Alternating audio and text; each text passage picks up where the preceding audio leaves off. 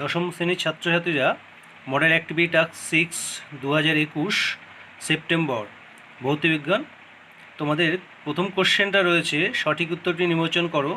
1 যে গ্যাসের বাষ্প ঘনত্ব অক্সিজেন সাপেক্ষে 2 তার গ্রাম আণবিক গুরুত্ব হলো ঘ দাগ 64 গ্রাম পার মোল। এখানে নিচে দেখো সংকেত দেওয়া আছে কি করে 64 গ্রাম পার মোল হলো, ভালো করে দেখে নাও, একটুখানি ডিটেলসটা দেখে তোমরা এটা লিখে নেবে। তারপরে 2 দাগের কোশ্চেনটা রয়েছে, দেখো 1-2 গলিত সোডিয়াম ক্লোরাইডের তড়িৎ বিশ্লেষণ করার সময় কোনটা এখানে সঠিক? খ দাগটা ক্যাথোডে ঋণাত্মক ও এখানে বিজারণ ঘটে। ওকে, 1-3 দেখো 3 ওহম ও 6 ওহম রোধের সমান্তরাল সমবায়ে তুল্য রোধের মান কত? তুল্য রোধের মান গ দাগ উত্তর 2 ওহম। দেখো সংকেতটা নিচে দেওয়া আছে, ভালো করে একটু দেখে তোমরা এখান থেকে ভালো করে লিখে নাও, ডিটেলসটাই দেওয়া আছে, ঠিক আছে। এবার চলে আসো পরের কোশ্চেনে। 2 থেকে একটি শব্দ অথবা একটি বাক্যে উত্তর দাও।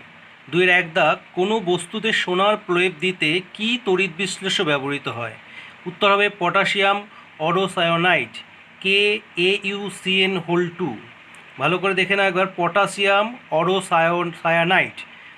2 দাগ কিলোওয়াট ও কিলোওয়াট ঘন্টার মধ্যে কোনটি ক্ষমতার একক? উত্তর হবে কিলোওয়াট। নেক্সট 2.3 দাগ কোশ্চেন, ডিসি অপেক্ষা এসির একটি ব্যবহারিক সুবিধা লেখো। উত্তর তোমাদের দুটো করে দেওয়া আছে, যে কোনো একটা লিখতে পারো, আরও আছে, এখানে দুটো দিয়ে দিলাম। এসি এর উৎপাদন খরচ কম, এবং আরেকটা ব্যবহারিক সুবিধা হলো এসি ভোল্টেজকে ট্রান্সফরমারের সাহায্যে বাড়ানো বা কমানো যায়।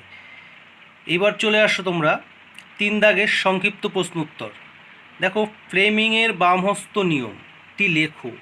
উত্তর এখানে দেওয়া আছে, বাম হাতের বৃদ্ধাঙ্গুলি মধ্যমা তর্জনীকে পরস্পর সমকোণে রেখে। এরপর 3 দাগের কোশ্চেন, সংক্ষিপ্ত উত্তর দাও। 3-1 ফ্লেমিংয়ের বামহস্ত নিয়মটি লেখো।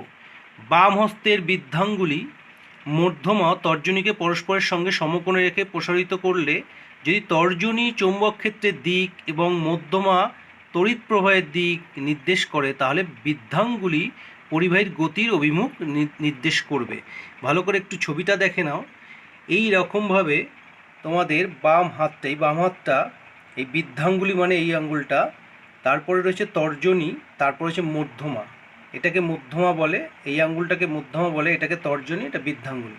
এটাকে পরস্পর সমকোণে রেখে, সমকোণে কীরকম তোমরা ভালো করে দেখে নাও, এটার সঙ্গে এটা 90 ডিগ্রি এবং এটার সাথে এটা 90 ডিগ্রি, ঠিক এইভাবে তোমরা ছবিতে দেখে নেবে, ছবি এর সঙ্গে অ্যাটাচ করে দেবো। তাহলে এইভাবে রেখে যদি আমরা এটা প্রসারিত করি, মানে প্রত্যেকটা আঙ্গুলের মাথার দিকে যেন প্রসারিত করি, তাহলে কি হবে? তাহলে দেখবে তোমরা তর্জনীটি চুম্বক ক্ষেত্রের দিক, তর্জনী এটা চুম্বক ক্ষেত্রের দিক, মধ্যমা তড়িৎ প্রবাহের দিক, এই আঙ্গুলটা তড়িৎ প্রবাহের দিক, এবং বৃদ্ধাঙ্গুল তাহলে কী করবে? গতির অভিমুখ করবে, গতির অভিমুখ, এটা পরিবাহীর যে গতির অভিমুখ সেটা নির্দেশ করবে, ঠিক আছে। এরপরে পরের কোশ্চেন চলে এসো। 3-2 50 গ্রাম ক্যালসিয়াম কার্বনেটের পরিপূর্ণ বিয়োজনে কত গ্রাম কার্বন ডাই অক্সাইড পাওয়া যাবে নির্ণয় করো। দেখো এখানে দেওয়া আছে ক্যালসিয়াম 40, কার্বন 12 এবং অক্সিজেন 16। বিক্রিয়ার সমীকরণটা খেয়াল করে দেখো, ক্যালসিয়াম কার্বনেট থেকে কি উৎপাদন হচ্ছে? ক্যালসিয়াম অক্সাইড এবং কার্বন ডাই অক্সাইড।